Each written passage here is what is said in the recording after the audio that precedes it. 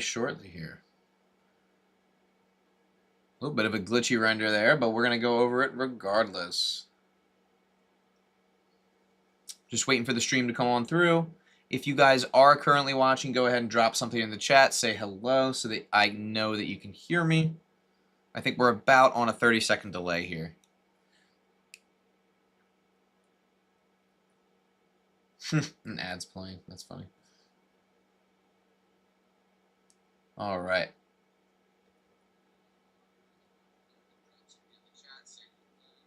All right. Looks like the audio is indeed working. Welcome, guys. I'm just going to turn off my audio so I know you guys can hear me okay. We are good to go. Welcome back to another tutorial, guys. Today we're going to be covering this kind of slightly glitchy, but won't look this bad when we render it again, logo animation. So this one's going to be kind of fun. This one is going to involve cloth physics. So I've been messing around with cloth physics for a while. I've seen a lot of Instagram animations that I really wanted to replicate, and there was something that really resonated with me, which involved these kind of like string-like substances. So we're going to kind of create something similar to this right now. The render, actually, I just finished rendering this, and there's a few glitchy frames here and there that are kind of flashing for some reason, like right here. I'm not 100% sure why, but we're going to look into that as well and see if we can fix that. But I just thought this was really cool. You can kind of see the logo that's being revealed here is indeed the Blender Market logo. I thought that was a fun one to go with since we can kind of play around with an SVG and export it and extrude it to create a 3D shape, collision shape. So let's go ahead and jump right into like how we would create something like this. We're just going to go over a basic example, and then after that we'll get into like how we would do a logo reveal. All right, so let's go ahead to our original file. I just want to show you guys kind of like what this setup looks like. I'm going to play this back. Basically, we have a bunch of things on the side. These are going to be our like cloth physics. And then when we press play, you'll see that they all kind of collide in the middle using some force fields and some other techniques that we'll talk about. Overall, I think this is just a really, really fun effect. Let me go ahead and loop this while I talk. So it's pretty simple. We'll break it down into a few steps, but I want to just show you kind of like how the physics work. We are going to be copying the exact physics settings from this cloth, so I'll have to go back and forth between projects, but right now, let me go ahead and just take a quick screenshot here. We got the physics properties right here. We're going to want to replicate those exactly the way that they are. So let's go ahead and jump right into this. I'm going to create a brand new document here. I'll save this one. I'll just start off by deleting everything as I always do. And let's just go ahead and add in a mesh plane. So this plane is going to act as our string or our ribbon, whatever you want to call it. It's pretty simple. Let's tab into edit mode, scale this down a bit, and then I'll scale it and stretch it along the y-axis a bit, something like that. And I'm just going to show you kind of how this works first, and then we're going to go from there. So when you're in edit mode, Control R and scroll to create some loop cuts here. I like to create quite a few. I think that's enough. And right there, that's pretty much it for our ribbon. We just need something with a lot of segments in it. I'm going to go ahead and tab out of edit mode. I'm going to add in a force field. And for the force field type, I'm just going to choose point. And my strength, I'll just set that to -100. And the flow, I'll just set that to like 3.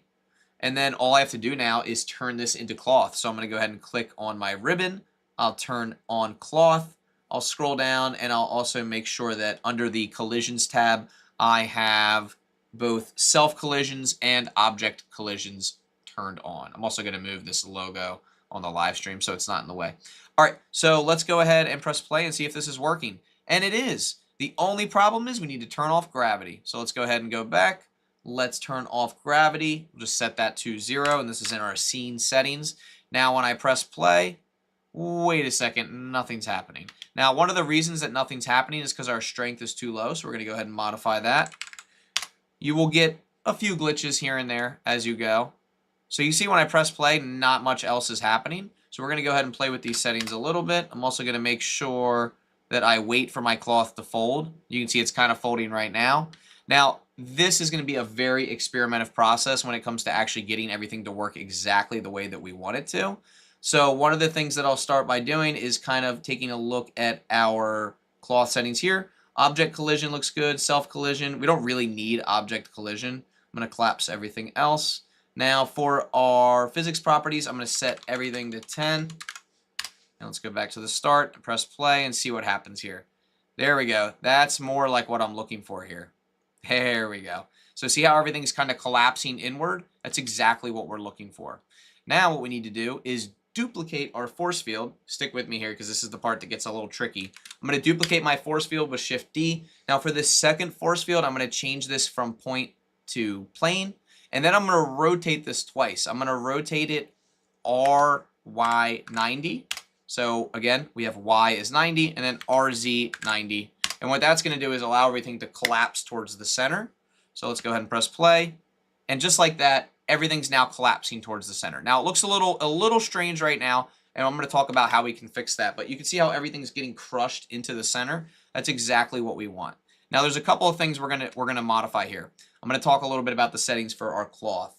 If we scroll down, you'll see that right here under self collisions, there's this distance value. That's going to be how close the cloth like touches the other side of itself. So we're going to set that to 0.05 for right now. And now we'll see, you can kind of see that there's a little bit of space in between. So I'm going to actually knock that down to 0.03, and that should be a pretty good value for us. You'll also notice our cloth is quite like polygonal. Like there's a lot of polygons going on here. I don't really like the way that looks, right? So let's go ahead and add a modifier. Of course, we're going to add the subdiv modifier. And just like that, now we have to shade smooth, and we have a nice smooth cloth physics. And look at that. We have our ribbon collapsing in the middle. This looks really, really good. Now you'll see that it's kind of flopping around. It wants to go the other way.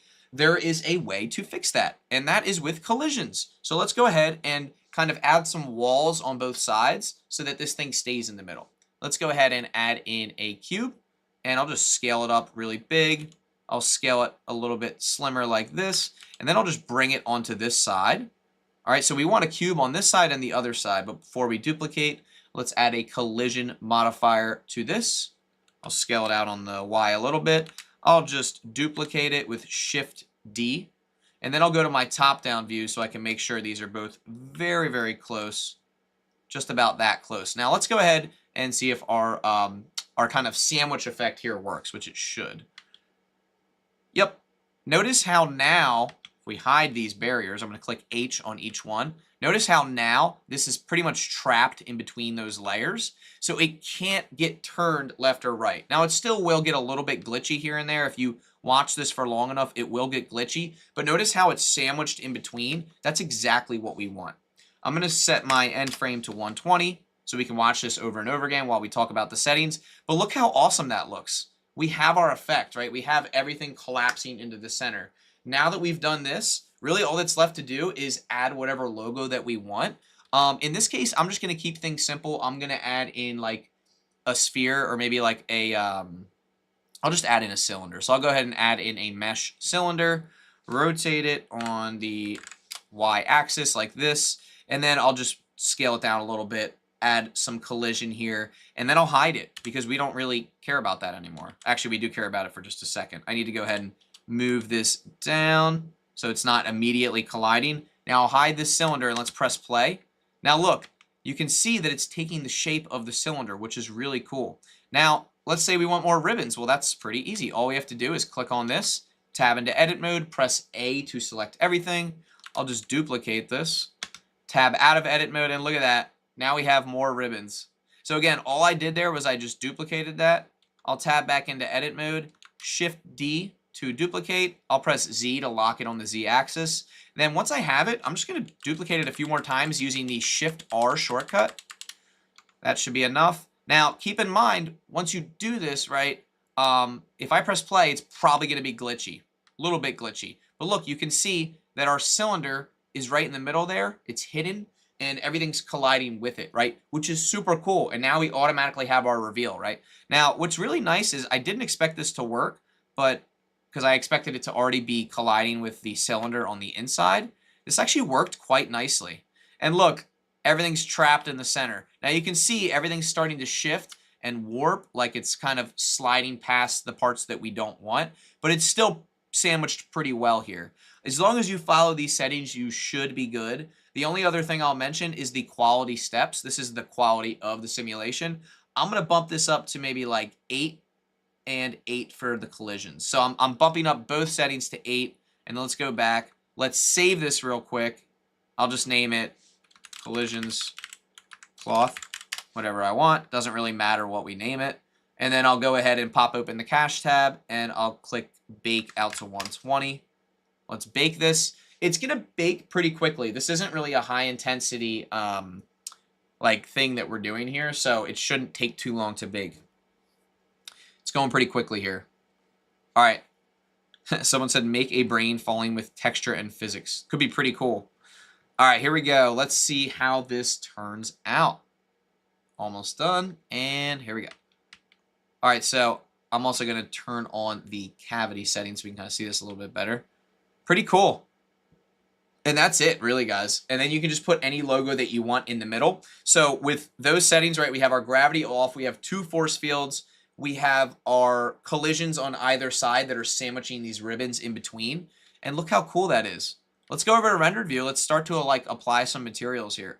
This is kind of the fun part. This is where you get to just do like whatever you want. So I'm just going to add an HDRI, some simple lighting here. I'm just going to pick one of my favorite HDRI environment textures. I just think this one's pretty awesome. I'll go ahead and click on my ribbon or whatever you want to call this. I'll just give it some metallic shader.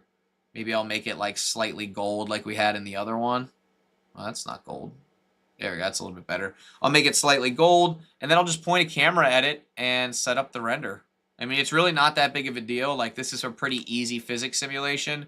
The only difference is you can add backgrounds, you can add materials, you can add more or less ribbon, and you can choose any logo that you want to reveal.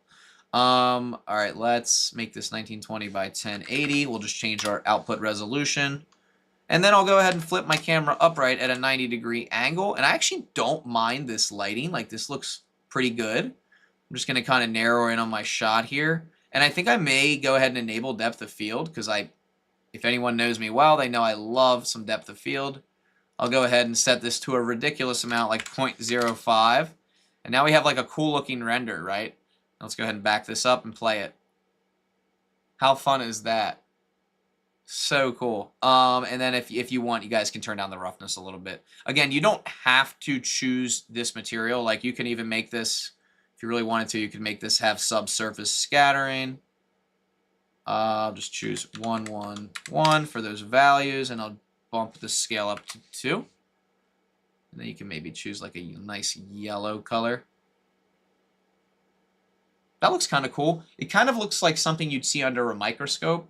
Someone said, I was working on it, my PC's dead. Yeah, it depends on your PC setup. My PC luckily can handle this. Not everyone's PC can. So again, if you go back, you play this, you kind of have all of these ribbons smashing into each other, and it just creates such a cool effect. Now I want to go back to the original file real quick.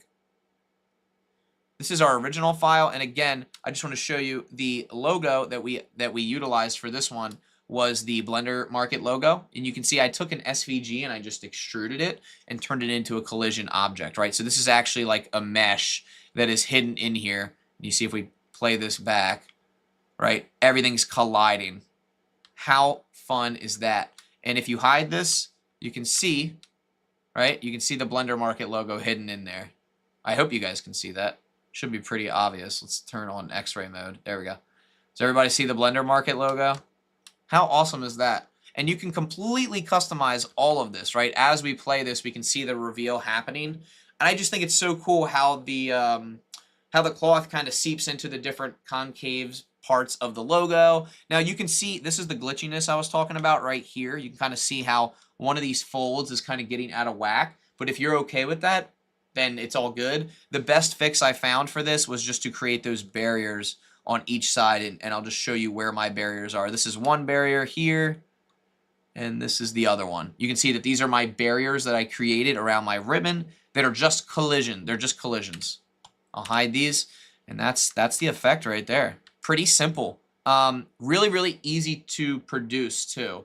I'll have to find the original post that I saw on Instagram that inspired me to do this. But now that we're here, like let's keep playing around with this idea. I have a few more ideas on how we can make this even better. I do want to point something out. Does everybody see, hopefully you can see this, the distance between the cloth here, right? That distance is set by me. Right now, if I go down here, you can see under self collisions, even though it's grayed out because I baked it, it says 0.03. That's the distance between each cloth strand. But if I delete the bake, and I might make it 0.01, for example, and then I bake it, I want you guys to see how much different this simulation is going to come out, right? This is going to be totally different than what we had before. So let's go ahead and take a look. Someone said, looks so good. Thank you so much. Looks great. Learning from the best. Much appreciated, everybody. Do I listen to heavy metal? Every now and then, I guess I do. Maybe on accident, but like, yeah, every now and then I'll listen to heavy metal. I guess it depends what you describe heavy metal as, right? All right, so here is with a smaller distance. You can already see how much closer this cloth is. Let's take a look. Wow. This one looks good. Now, look how crazy it gets, though. Look, I stopped the bake halfway through, but look how crazy it's getting on the outside. If you're okay with that, go for it. If not, I would consider raising this distance value under self-collision. But this looks cool. I mean, if we go into rendered view and we pop into the camera view, this is kind of what we're getting here. Looks pretty darn cool. Like, you can even just get a really cool still shot of this. Like, right there, like, that's a great render. Like, I might even render that out and just send that over to Blender Market so they could use it. If I make this and show this to my parents, they would be like, our son is the greatest. Do it. Go for it. Go for it. Another thing we can do is like we can play around with these materials. But again, I love playing around with the physics because the materials to me is like, it is important, and so is the lighting, the texturing, all that other stuff. But I love messing with the physics because I think that's the hardest part to get correct. I actually think the other stuff is a little bit easier. But look at this frame, right? Like, let's go back. We can even go back to like this frame. You can see everything starting to like appear. Now I do have depth of field enabled here, so you can actually see like how everything's kind of morphing together and being created. And I just couldn't be happier with this result. The render did not come out how I wanted it to. So one of the things I'm going to try to do here is I'm going to make a completely new document again because I want to try something that I had in mind. And we'll try this in real time and we'll just see if this works. Let's just go ahead and do the same thing we did before. I'll just add a force field in here. We'll do a negative value. I'll do -100. Flow, I'll do 3. I find that sometimes when we adjust the flow value, we get a better result. I'll go ahead and add in a mesh plane. I'll just bring it up here, tab into edit mode, scale it down, scale it on the Y, and then I'll just give it a bunch of loop cuts here. Control R to give it a bunch of loop cuts, and then I'm just scrolling to add more. And I'll give this a cloth physics with collision. I'll just make sure self collision is enabled. And there it goes. Now the reason it's flying down is because we have to turn off our -Z gravity. Now when we press play, we should get something that looks like this. And it looks great. Now again, my idea. So here's my idea. We take a bunch of these in edit mode and we almost put them in a star formation around the thing that we're trying to reveal. That way, instead of them all being kind of like in a linear fashion, they're coming from every angle. So let's try that out. Let's first of all get a collision object going here. This time, maybe we can choose something a little bit more complicated. Maybe we can do, oh, let's try a gear. Let's try a gear. This could look really cool. All right, so we're going to go ahead and rotate this, RY90. I'll just scale it down a little bit, and then I'll just simply give this a collision. Let's just see if this is working just with the one strand, and it is. And already, look, already we can see that this cloth is going to wrap around this gear really nicely. Now let's take this cloth, let's press A in edit mode, scale it down, RX90 to rotate it. Let's bring this up. And then what I'm going to do is I'm going to go into my side view with ghost mode enabled, X-ray mode, and we're just going to duplicate this around the clock here. So here we go. Shift D. I'll just rotate this a little bit. Shift D. Again, I'm just going to rotate. I'm just doing this manually. I'm 100% sure there's probably a faster way, but I don't really care. Just because I just want to quickly try this out. I like to iterate ideas very quickly. Now I'm going to press A, Shift D, and I'm just going to rotate these around like this. And then I'm going to do it one more time. Again, this doesn't have to be perfect, but now what we have is we have a bunch of cloths surrounding our object. Let's press play and hope that Blender doesn't crash. And there it goes. How cool is that? Now, I'm wondering if I hide this gear, is this going to even... look like a gear. And it does a little bit. It does look like a gear if we really look from the side. And then, of course, we can add in our modifier, which is going to be that subdiv, and we can shade that smooth. And then this is going to be our final result for that. And this is just me experimenting with our settings to kind of see what this looks like. How fun is that, though? The only problem is we don't have collision on the sides. So let's fix that to make sure we get that nice sandwich effect. Let's just add in a cube. We'll scale it in. Oops, actually scale it on the X. Scale it up. And let's make sure this covers both sides here. We'll add our collision, and then we'll just simply duplicate on the X. All right, and then I'm going to hide both these layers. Remember, these are just our sandwich layers that are going to protect our cloth from scrunching in a weird way. I can't believe this is playing in real time. This stuff can be pretty complex for the PC to calculate. How cool is that, though? And then if we go to our side view, you can kind of see it's sort of forming like a gear. Looks pretty good. My memory on my computer, or my memory, like my actual memory, like how well do I remember things? I have 124 gigabytes of RAM, and then I have a RTX 3070 Ti. Look at that. So nice. And that's so much fun to mess around with. And then you can take the force field and you can increase it even more, which is awesome. There's just so many fun things that you can play around with here. How cool is that? Check if your Blender is set to optics with both card and processor enabled. Yeah, so you guys definitely want to check out your settings for sure. How cool is this one though, guys? I think this stuff is so much fun. All right, let's go through another example. Actually, we'll keep this document. I'm going to get rid of the gear. I don't really want to use the gear anymore. Let's see what this looks like without any collision in the center, shall we? And let me also, I'm going to actually bake this out. Let's go to cache, and we'll bake this out to 120, and bake. Let's see what happens. All the cloths should just collide with each other. Now, remember, depending on your PC setup, you may or may not get good results. Whoa. So I should have let it keep baking, but look how cool this is, guys. Look how cool that is. It's incredible. All right, let's delete the bake. Let's go back down to distance. How's our I guess our distance needs to be lower. All right, let's make our distance even lower. Let's bake one more time. These should collide closer together. Let's see what happens. Oh, don't worry, guys. I'm checking. I'm going to try to stay up to date with your comments this time. There we go. I love the way it like spirals. Does anyone else see that? Let's play this back on loop. Hold on. Let's play this back on loop. Everything kind of spirals in the middle, which is really cool. There was the original animation that I saw.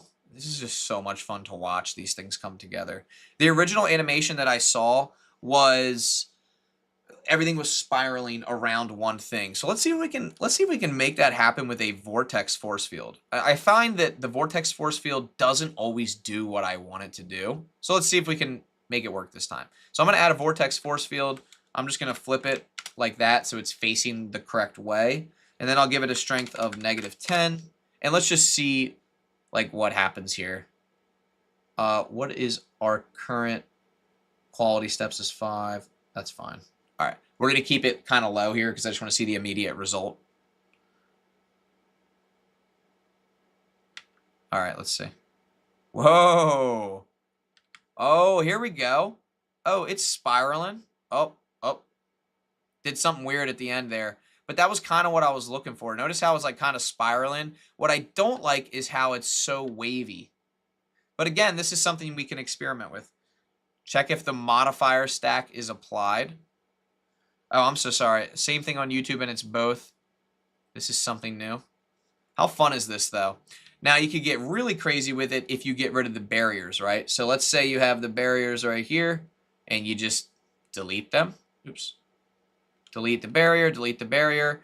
Now, hear me out. You take this, right? You press A, Shift D, RZ 90, and now you got even more of these. Hold up. Shift D, RZ 45. Again, I'm just rotating here. Shift D, R. Now we're going to have all of these cloth things going towards each other in the center. Let's go ahead and let's bake this. It's baking pretty quickly, and one of the reasons it's baking so quickly is because the quality steps are so low. They're set to 2 for self-collision. So let's see what happens here. Collision is by far going to be one of the bigger processing items on Blender's list here. Whoa. All right, let's get rid of... That's pretty cool. The only thing I don't like is the I forgot I had the Vortex force field in there. I'm going to delete that and redo this whole bake. I'm not a fan of the... I wish the Vortex force field was more customizable. I feel like it just kind of throws things wherever it wants in a circle, which I guess would be the point, but it's not very, like, predictable. Now that's cool. See, like, even if maybe you want to create, like, a sculpture. There's your sculpture, right? This kind of, like, abstract thing. So fun. Now, one of the other things I wanted to experiment with, and we'll just do this on the live stream since we already went through the tutorial, I would like to experiment with aerodynamics, and I'll show you guys what I mean. Let's go ahead and we'll select everything except for a couple of these ones on the side here. Wait, hold on. Select these, delete the vertices, delete vertices. Is there a better way to do this? Oh, 100%. I forgot you can just simply press L and it'll select like the entire piece. Oh, I didn't know you could just hover. Oh, that's nice. All right, I just want this piece here. Let me just make sure this is working. We'll delete the bake. And it is working. Okay, cool. So what I want to do is I want to take this piece here. Hold on. What's going on with this thing? This thing's being wacko. I am going to reset the origin because I think the origin is getting messed up. Yep. Okay, cool. All right, we're good to go. Sometimes you have to reset the origin. I'm not sure how that happened. I'm going to make a fake vehicle real quick out of a cube. We're just going to take a cube. We'll just like extrude this side here. And we'll like, I don't know, we'll take this piece here, rotate it a little bit. I just want to make like a stupid simple vehicle. Right? Let's just pretend this is like a vehicle, right? I'll give it like a surface. We'll do subdiv, that's fine. I will go ahead and add a couple loop cuts. All right, let's just pretend this is our vehicle. And I'm going to make this a collision. Okay. And we're going to put the force field behind the vehicle. And the cloth is going to be a little bit bigger. And I'm imagining the cloth is going to slide over this thing. I just want to see. Yep. So that's really cool. That actually turned out way better than I thought. So now imagine this, right? Imagine you want to create a wind tunnel effect, and what you can do is you can take this like strip of whatever this thing is. I'll just tab into edit mode. I will scale it on the X, and I'll just duplicate it a couple times. 1, 2, 3, 4, 5, 6, 7, 8, 9, 10, blah, blah, blah. And I'll move it over here. This is me going crazy now. You guys just like caught me on crazy mode. Here we go. Oh, this is really cool. So now I have to make sure that the cache goes up to 250. That's why it wasn't going all the way. So imagine this, right? You have an aerodynamic thing and you want to push these like wind particles like past it. Wondering how it's going to look at the end. That's what I'm really curious about. I got to increase the frame count here. I'm also going to increase the force field to -300 so it happens quicker.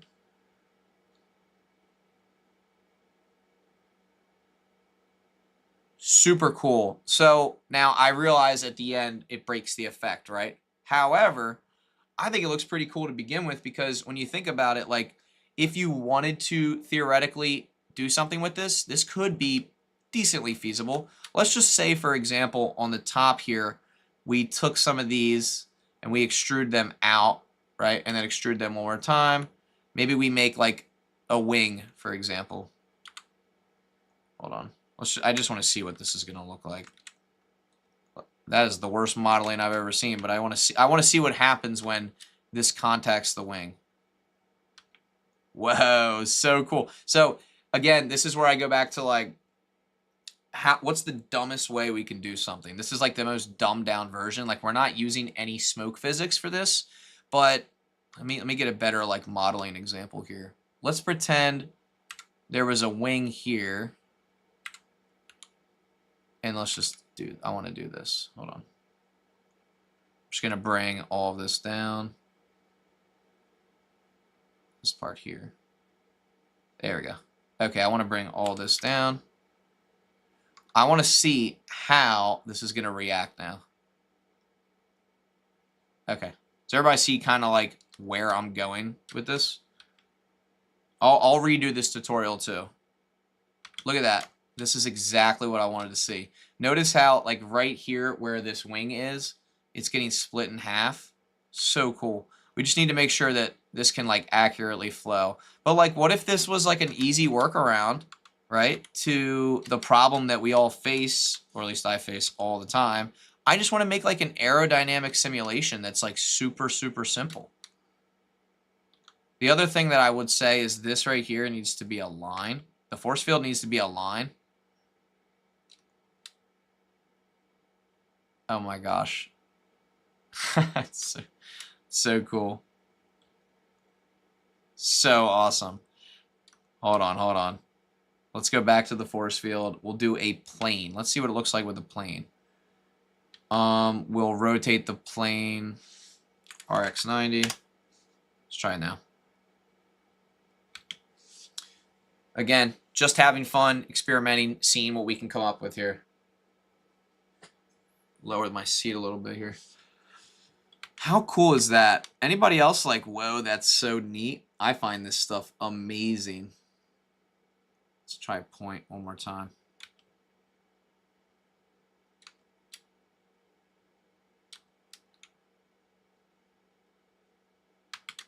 Wonder what's going to happen when it hits the end of this right here. Gets all types of messed up at the end there, but so much fun. Now imagine this, right? Now imagine you have this, and then you duplicate it, and you bring it up, and now you have this thing that's like this, right? And now you have like a real 3D version of it. And then let's turn the quality steps down to like 2. So it goes a little bit faster.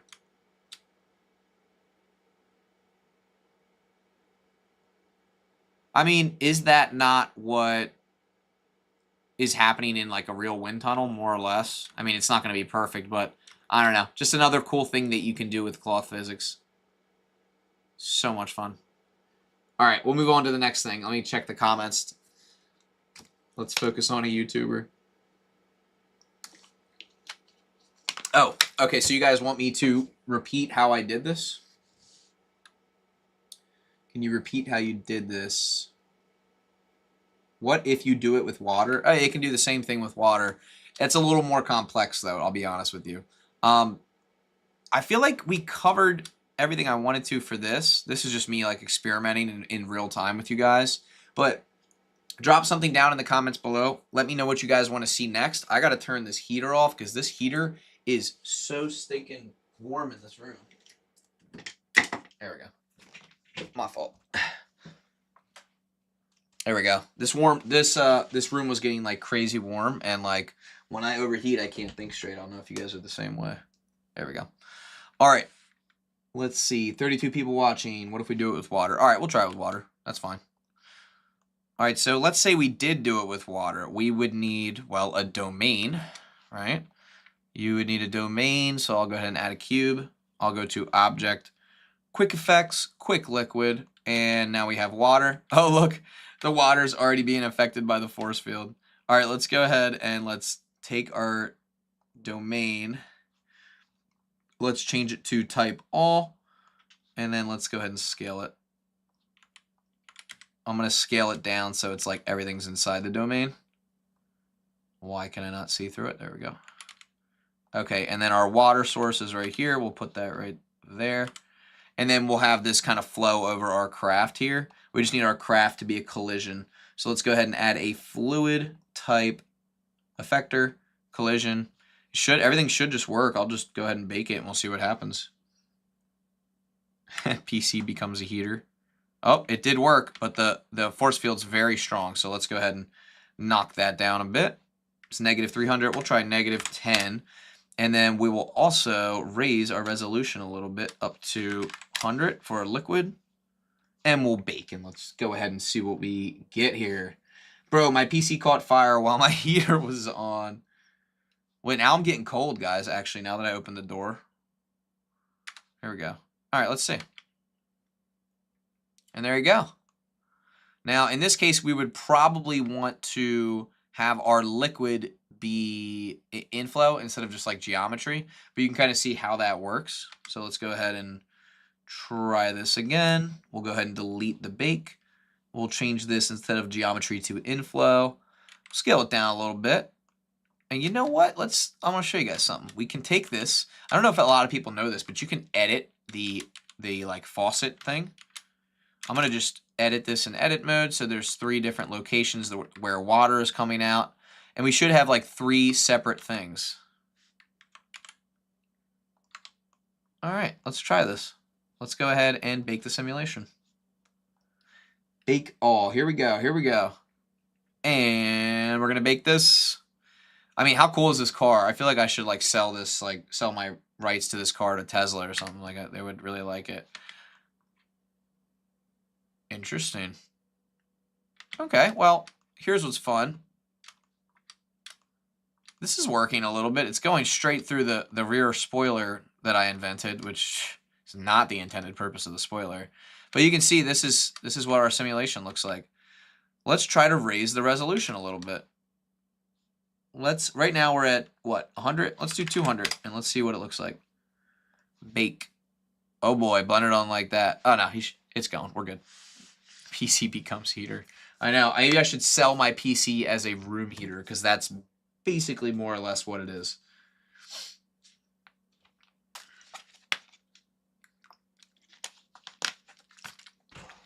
All right. All right, let me just see what this looks like. Whoa. All right, it didn't bake all the way, but you can see like what it looks like here. Very cool. You know, I never thought to use like liquid simulation for like some kind of craft, but I could see it being kind of like a useful thing. All right, let's start a new project or see if we have anything else interesting we can go over. Oh yeah, I remember this one. This was,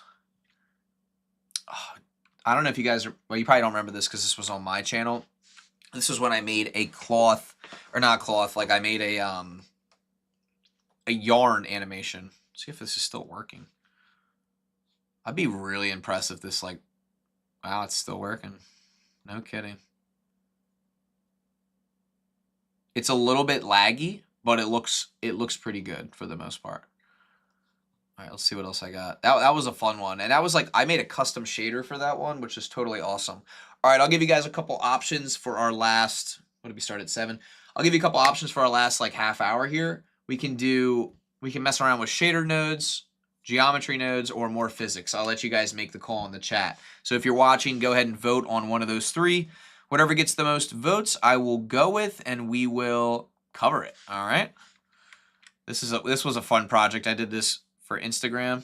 This is just like a fun little thing where we like inflated some physics here. Like we kind of like inflated everything into a box. It's kind of like a fun one. A little bit glitchy, but this one was really cool. All right, what did I say? Geometry nodes, shader nodes, or physics. Totally up to you guys. Anybody out there who wants to vote on what we go over next?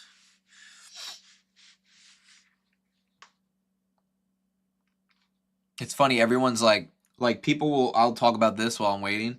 people will look at this project and they'll be like, Kenny, how did you, like, what's the material you used? And I'll literally tell them it's literally a Principal BSDF with no roughness. That's it. Half the time, it's all about the lighting, right? Usually, it's the lighting. So that's something to keep in mind. Lighting's super important. Materials are important, but like if we look at the lighting setup here, this is really all it is. It's an HDRI, right, with a like a plane. I didn't even know the plane was tilted that much, right? With a plane and an area light, and that's really it, right? It's pretty much that simple. So we're going to go ahead and move forward here with another project. Let's go ahead and open up an old project here. Let's see what we got. A lot of this stuff is all physics-based again. Oh, this was a fun one. This was basically like, more or less, like this was like a wind tunnel. Let's see what this one looks like. This was a Porsche. I did not model this, but I downloaded this offline, and this was just like a particle simulator that I threw against it. And this is something fun that's like, it's pretty easy to create this. Like, this isn't necessarily physically accurate. Like, normally the particles would like go over the tail end here. And they would kind of interact with the back here. There would be some like vortices and some turbulence and things like that going on. But this one is kind of fun because you can kind of see like the basics of where everything like interacts, which is pretty cool. You can see where everything hits, and the colors are going to be deterministic of the speed or velocity that the particles are hitting. It's pretty cool. So this was another fun one that I worked on a while ago. I sometimes just enjoy sharing the old projects just to see like what was I making at that time, like what was I thinking about. And I've always thought about like the way that air travels over an object is just so interesting.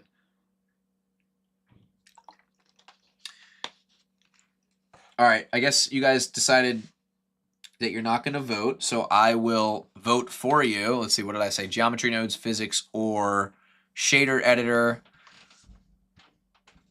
I think a lot of people want to know about like how to create their own shader, so I'll just like go into that real quick. I'm just going to make a new document, and I'll talk about how I would set up like a new shader. So let's say like I'm setting up a brand new shader, I want to sell it. Here's what I would do. I always usually start with a sphere. So I'll just add in a round cube, more or less a sphere. I'll make the radius 1, give it a few subdivisions here, or a few arcs, shade it smooth, head right over to the shading tab, go to rendered view, and then I'll just add in an HDRI so I have like some immediate lighting on my scene. It really doesn't matter like which one you choose. I'll just choose anything so I can visualize like what is my shader going to look like. So I'll go ahead and create a new shader, and you're always going to get started out with the Principal BSDF. Sometimes, I won't always do this, you can add a plane underneath of everything, and you can just give this like a darker shader or like a matte gray shader, just so you can kind of tell like what is this thing really going to look like against the solid background, right? And if you really, really want to, you can up the contrast on your HDRI, or you can add in an area light, right? Scale that up and just give that like a power of like 3,000 or so. That might be too much, maybe 500. 500, bring it up, just like that, and then that looks good. So now we'll know like right away, here's what this would look like with some basic lighting on it, right? This isn't anything too crazy, but I'll show you how I would go about it. So most of the time when I'm making shaders, I'll use a node group, right? So let's say like I want someone to be able to adjust the base color. Well, of course they can go in here, but most people don't know how to do that. Like they don't even know that the shading editor is a place that you can go. So they'll usually go over here to the material tab, and they'll hope that everything's right there. So like the way that I would go about doing this is you're going to first of all need a group. If I can type this in, group node, where is it? Where is it? Add layout. I'm sorry, group. Whoa, where's all my nodes? Maybe I have to group it first. Oh, there we go. Sorry. You have to group it first, and then you can add your group input node. Sorry. You have to highlight everything, Control G to group it, and then if you press Tab, you'll see this is our node group. I apologize. I forgot there's a shortcut for that. So Control G, and now check this out. I could go ahead and add this value here, and then if you look, where is it? Where's our base color? It should be there. Input, group input. Not sure why it's not working. Should be. Oh, my fault. I forgot you have to go like this, tab out of this, and add a material output. Sorry, I forgot because I haven't done this in a while. Now you add the surface here. Now check this out. the options that the user gets are on the right. So I'll press tab here. And look, this is the setup right here. You don't even need this in here. So think about that. This is the input here, right on the left. The output's right there. You press tab. There's your node group. All of our nodes are contained in there. And then here's our material output. This is where everything's going to be exported into, or not exported, but it's going to be put onto the screen, right? So I'll tab into here. Anything I plug in from this output or input will be able to be controlled by the user. So I can go ahead and do that, and then they can change the roughness, right? They can change the base color, whatever they want. Now the user will be able to adjust those things on the fly, right? But here's the real magic. If you pop open this tab here, you can actually decide what each one of these things is called. Maybe I don't want it to be called base color. Maybe I want it to be called Kenny is awesome. And then look, now on the right here, you'll see it says Kenny is awesome. So you can name these slots whatever you want them to be. You can also name your entire node group whatever your shader is called. My custom shader. Boom. And now look, it's right there. You can also name the material too. My custom shader. And that's really the basics of it. And then this is where you get into like some really interesting stuff. So let's say we want to make this a bumpy material. Let's add a bump node, noise texture, right? And let's plug in the FAC to the height and the normal to the bump. I'm sorry, normal to the normal. And now look, we have a bumpy surface, which is great. Now you can adjust the strength here manually in the node editor, or you can make it a group input. So let's say I want someone to be able to adjust the scale of the noise texture. I can actually plug this into the scale. And now look, on the right, we have the scale. But I probably would rename this. I would rename this to bump scale, right? And now whoever's adjusting that will be adjusting the node within the node group. Is everybody following? I don't know if am I going too fast? I might be going too fast, but I'm trying my best to slow it down for you guys. All right, also, you might want a color ramp in there as well to make it harsher or less, to make it more or less crispy. Maybe you want some dents in the middle here. Now you have like a dented surface. Like if you wanted to make this a concrete surface, you definitely could. I'm going to unplug the roughness real quick, and I'm going to go ahead and move all this down, duplicate these two, and I'm going to plug in my roughness to the scale, and I'm going to plug in my color to the roughness. Let's see. And now, if this will let me, there we go. Why isn't this working? Hold on, let me check something. Oh, there you go. Oh, you just can't see it because of the color. Let me dumb this down, make it gray. There you go. Now you can see the roughness right there. Hopefully you guys can see that. You can see that if we adjust the scale, we can actually change the scale of the roughness on there, and then you could also plug that into a socket as well. I'm assuming people are following, but I'm not like 100% sure. Does anybody find this stuff interesting? At least 26 people find this interesting enough to keep watching, so we'll keep going with it. Again, with the metallicness right here, you can raise that or lower it. Now, if you really wanted this to look more like concrete, what I would personally do is I would probably add a mix color right here, and I would probably do like 2 noise textures, right? I would probably do one with a different scale, and then I would also probably not use this color ramp here. So this one, you could add like a very small scale, right? And then what you could do is you could add your color ramp right here to cut this one down. Add this one right here. There we go. So now you have 2 separate noise textures. You have your big craters, right, which can be controlled right here, and then you have your smaller craters, which are going to be controlled right here. And look, you can control the detail level as well. So if you really wanted to make like a concrete texture, this is how you would go about doing it. This actually doesn't look terrible. Like I might actually expand on this a little bit. I'm going to add one more mix. This time though, with this mixer, I am going to duplicate the noise texture one more time, give this a quick save as concrete. This is the only time I'll actually name something properly. Concrete shader. And then I'll plug this into the other mix factor, but this time I want to invert it so that everything's sticking outwards this time, right? Because I want this to be my surface texture, and I want it to be distorted a little bit. And I need to make sure, though, this is our factor so you can mix the two. I need to make sure this is ever so slightly on the surface. That's way too distorted. So I'll give it about a 2. I'll add some roughness, maybe a 1. And then for the scale, we probably, I don't love this. Hold on. No distortion. We'll do no distortion. And that's more like what I was looking for. That's more of the roughness I was looking for there. And now look, we have something that actually doesn't look that bad. I'm not too like upset with that. Now for the noise texture, this needs to be a little bit more intense here. I don't think the noise texture is quite enough. And I will also say for the color, we're going to want the color to also be varied as well. So I'm going to add another noise texture here, and I'm going to plug it into the color, and then we'll have all this be adjusted in just a moment here. I'm going to go ahead and punch these blacks out like that, and then I'll make this a little bit more gray. And for the scale, we'll go ahead and make it something a little bit more reasonable here. Now we have like a slightly varied like concrete kind of texture. So you can really see this pop. I'm going to make the background black a little bit. And I'm also going to see if we remove our area light, that doesn't look bad. Like it almost looks like the moon, but at the same time, like this could sell as a concrete shader. And that's what I try to tell people all the time is like, you can create a shader if you want, like pretty quickly. And it really is that simple. All right, let's see what Suzanne would look like with this shader.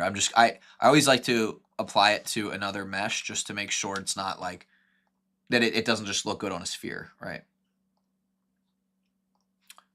I'm just going to give Suzanne this concrete shader. Not bad.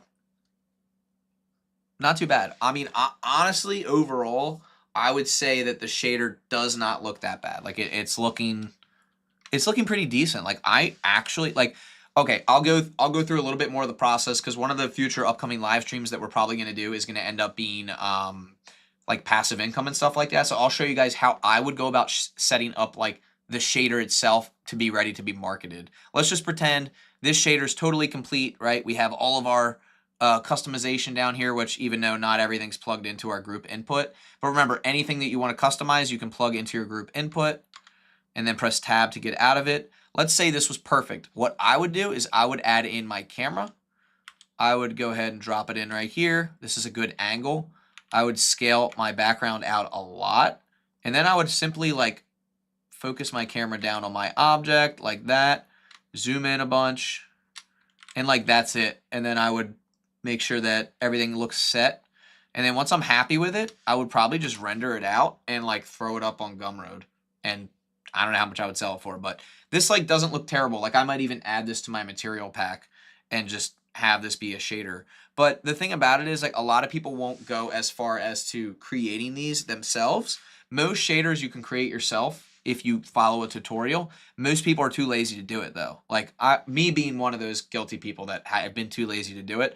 But overall, I have enough knowledge now where I can start to create these shaders. Now you'll notice if you really zoom in, like you can see like it doesn't look great.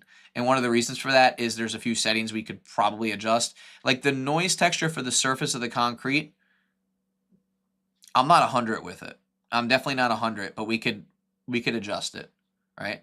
And then here's what's really fun. Let's just see what would happen if we change the color of this. Hold on. So now you're probably thinking, but Kenny, how do I change the color, dude? You added a color ramp. Well, don't forget, guys, we can add something to this. We can add a hue and saturation value right here. And then what you can do, if I'm correct, my fault, I think it has to go before that, hue and saturation. I may have actually been wrong, so don't quote me on that last part there. Let me reconnect this. Oh, maybe you have to do a mix. Hold on, let me see if I remember this. You have to do a mix node, mix color, and then, oh yeah, there we go. So if you do a mix color, that actually looks kind of cool. You can then take the mix factor, maybe you could do like an overlay, switch these. There we go. So let's say you did an overlay effect, then you go ahead and plug your Kenny is awesome part into that, and then now you can take this, right? You can make it whatever color concrete you want. We have blue. we have, maybe we want to make it like a terracotta, kind of like almost this like brown kind of earthy color.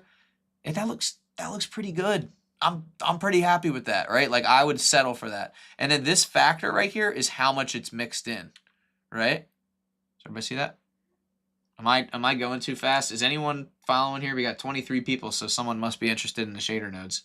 But this is a pretty cool setup. And this is something that you guys can play around with on your own time, of course. But I love like creating shaders. I always love to like talk about like how I would go about it. And then don't forget, like when we're in rendered view here, you can mess around with your background. All right, you can turn the metallic up, or you can turn this down. Maybe you want this to be like a really glossy background. That looks good. Like I'm happy with that. I would also turn off my overlays to try to like really visualize this. And you guessed it, use depth of field. Let's go ahead and enable depth of field. Let's select our focus object, and let's just see what happens if we mess around with this value here.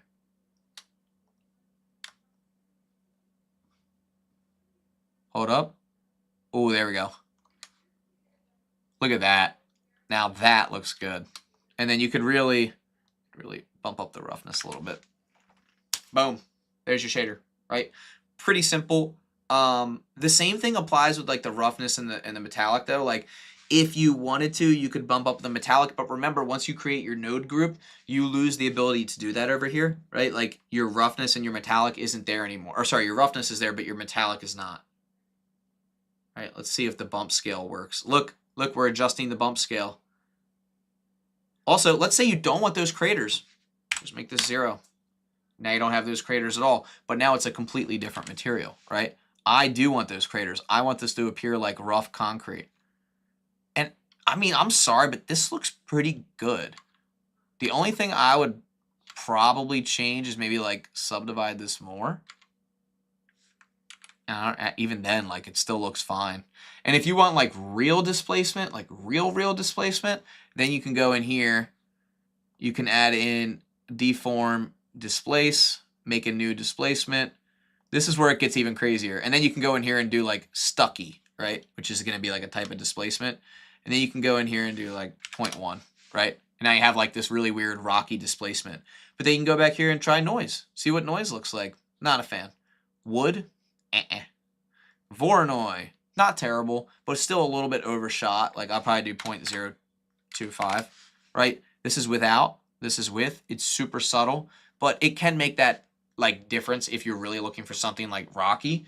And again, this is like, you don't have to do this, but you can if you want.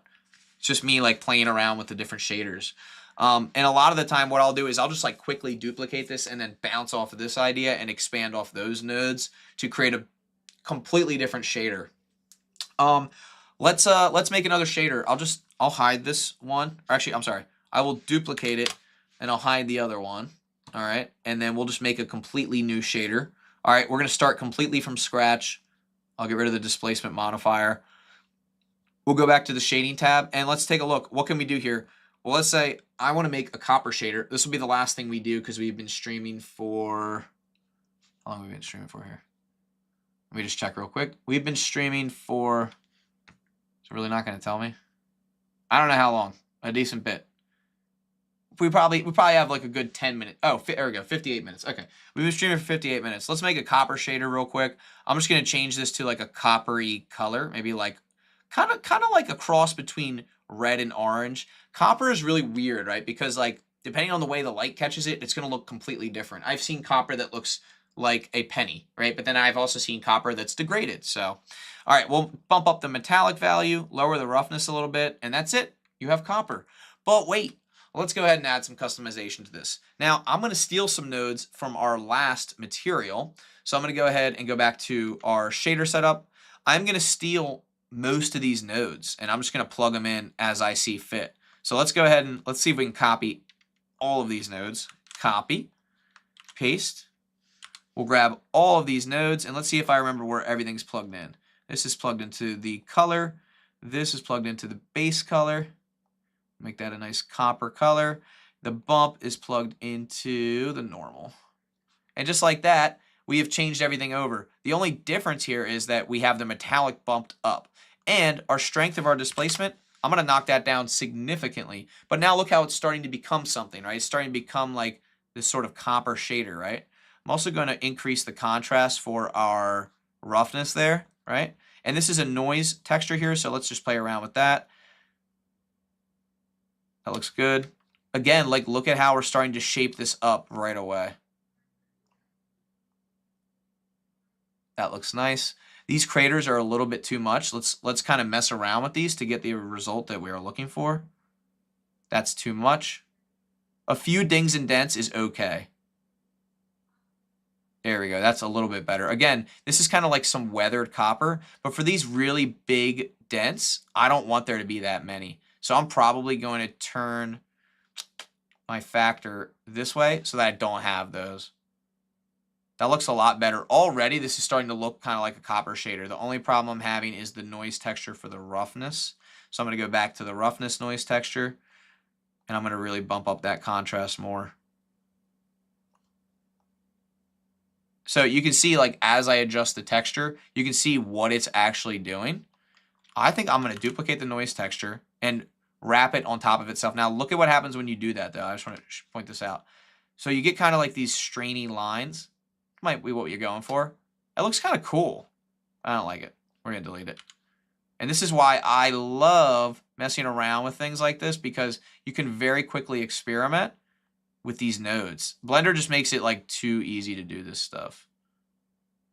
There we go. And then you kind of have a little copper shader there, like very quickly. And that's what I love about Blender. Let's take a look at our other shader real quick. Let's take a look at the two shaders that we just came up with here in like a matter of no time at all. How cool is that?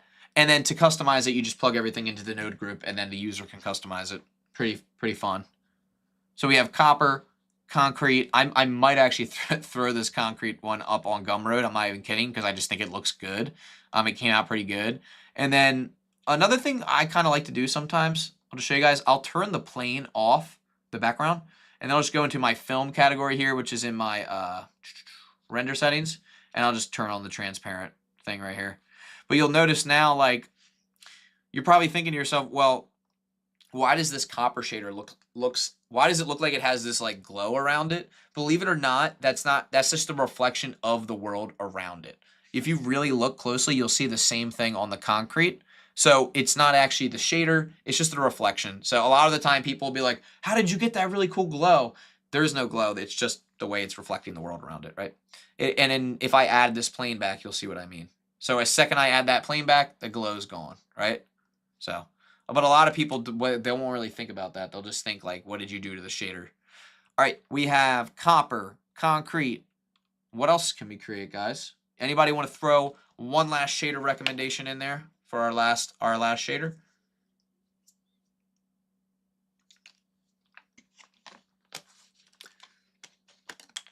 Oopsies. One last shader, guys. One last shader. 27 people watching. I'll take it. Very nice. I wonder like what you could create with this. Like now that we've created these materials, could we like scale this and just like create a couple little platforms made out of concrete? Let's see. I'm also going to copy the modifiers here. So we have the displacement.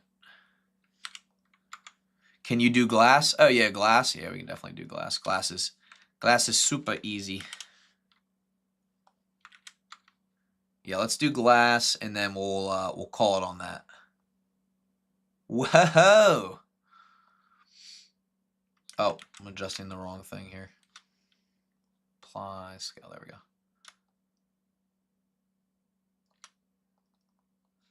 How cool is that though? Like now we have this little like hockey puck shape. Sorry if you're asking. No, what you're asking is not silly at all. We'll definitely do glass. All right, let me hide this. We'll duplicate this guy, and we'll do glass. Glass will be the last one we do. All right, so you want to make a glass shader, do you? Let's go ahead and click on New Shader. We'll call this glass. Now, if you ever can't see your nodes, here's a trick. You press A, you click in this area down here, you press A. which will select all the nodes, and then you just click on View, Frame Selected, or you can click Frame All, and that'll just quickly throw you over to your nodes. Because I've found so many times I'm working on something, and I'm like, where the heck is everything? Where did it all go, right? If you can't find something, that's what you do. Same thing works up here. If, let's say I'm all the way over here, and I'm like, whoa, whoa, whoa, where is everything, right? View, Frame All, or Frame Selected. I like Frame All because it'll just quickly show you where everything is, and then you're suddenly in that frame of reference. All right, let's go back to our object here, and I'm going to delete the principal BSDF, which is going to make the whole thing turn black, which is okay because we're going to add a glass BSDF, and we'll plug the BSDF into the surface here, and just like that, we have glass. Pretty simple. Now, the only difference here is you're probably gonna be like, wait, that doesn't really look like glass, and that's because the background needs to be re-enabled, and now you can kind of clearly see that this is reflecting everything in the scene, right? Especially if you like look this direction. Now, what's cool about the glass in Blender is it actually does refract and reflect things the accurate way, the way that it should. So we can do a lot of fun things here. Again, we can play with the roughness, we can play with the IOR. The IOR is the index of refraction. The roughness is just like any other surface. It's how much light reflects or doesn't reflect. So if you wanted to, you could plug a noise texture in there. You could do like a color ramp. Oops, not mixed color. Ramp. There we go. Color ramp. And you could go ahead and plug this in here like that. Oops, sorry, into the roughness. And then when you crunch this, like when you crunch these close together, notice how, I just want to show you guys, like notice what happens. The closer these are together, the more contrast there is between like the texture. I don't know if I'm explaining that correctly. So like watch, when I scale this up and down, you can see that there's a very sharp line. Like the closer these are, there's a very sharp line for the texture. But if I spread these out, it kind of fades between the texture, like where the texture is and where the texture isn't.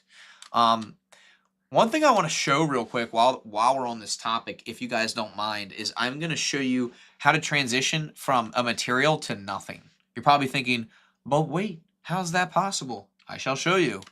I'm going to add a mix shader right here, and I'm going to mix this with a transparent BSDF. Now, the way that the mix shader works in simple is that there's a factor, right? The greater the factor is towards one side, it'll favor one or the other of these. Right now it's favoring the glass. If I push the factor all the way up, you'll notice how everything starts to disappear. It's favoring the transparent BSDF. Now a transparent BSDF is nothing, like you can't see anything. You just see right through the shader. So I'm going to show you how I would make part of this transparent and part of this not transparent. I'm going to duplicate the color ramp, add a mapping node, and a coordinate node, texture coordinate node. I'll just plug in generated here, vector here, and then my color, I'll plug into the factor. Now look, wherever this color ramp is, you can see that I can fade in and out wherever I want, right? So half of this is now textured. Let me turn the plane back on so you can see this. Half of this is textured right here. The other half is not. I don't know if you guys can tell what's going on here. Let me adjust this a little bit so it's easier to see. Hold on. There you go. You can kind of see it a little bit better now. Half of this is textured, half is not. In order to adjust like the angle, you can adjust all the rotation here, right, in the mapping, which is really, really cool. And then you can also adjust the location. So you can like, if you want to make something disappear, you can animate this x-axis right here, and you can kind of shift it along like that, and you can make something like disappear. And if you really want it to fade out slow, you just adjust the ramp, right, like that. So maybe you want it to fade out very slow, like that. You can do that. And it's really cool because now you can create these materials that are like half transparent and then half not transparent. This is one of the ways that I created the blueprint shader that I made a while back, is I messed around with like mixer nodes and editing with transparency nodes, things like that. But the funny thing about this is like there are YouTubers that know so much more about this stuff than I do. Half the time, the only way I get stuff to work is just by like trying my best to make it work. And if it works, it works. And if it doesn't, then it doesn't, right? But either way, I have fun. You could also like add a texture right here in between. This is kind of fun. And you can scale it up and down, and you can see how now certain parts are like faded and certain parts are not. This is a fun one. You can adjust the roughness value, the randomness. You can kind of create this really like abstract material. Pretty fun stuff, right, guys? All right. I do think it is time to wrap everything up. Is there any last minute questions or anything you guys would want to see? I'm going to hide this one, go back to my camera view. I really think we did a really good job at the end here with like our procedural materials. I think we went over some fun stuff. Hopefully you guys learned something. Again, like I'll try to cover more topics in the future. I have a little bit of time on my hands right now, but I'm going to try my best to free up even more so I can like live stream at least once a month, if not more. But either way, hopefully you guys did enjoy the live stream today. I think this was a fun one. This was a fun one. What do you guys think? I really like the concrete shader. I really, really do. Let's like knock this back down though. Whoa. Look, you can really get crazy with the depth of field. I love depth of field. People hate on it. I think it's so cool. I think it makes the effect of the shot just like so much more appealing. Don't you guys agree? I don't know. There's just something about depth of field that I love. All right. It's really interesting. Awesome. So what I'm going to do now, guys, I think I am going to go ahead and log off and shut the stream down. I really appreciate your time, and I hope you guys have a great night. Keep on blending. If you have questions, drop them in the chat below. If not, have a great day and keep on blending.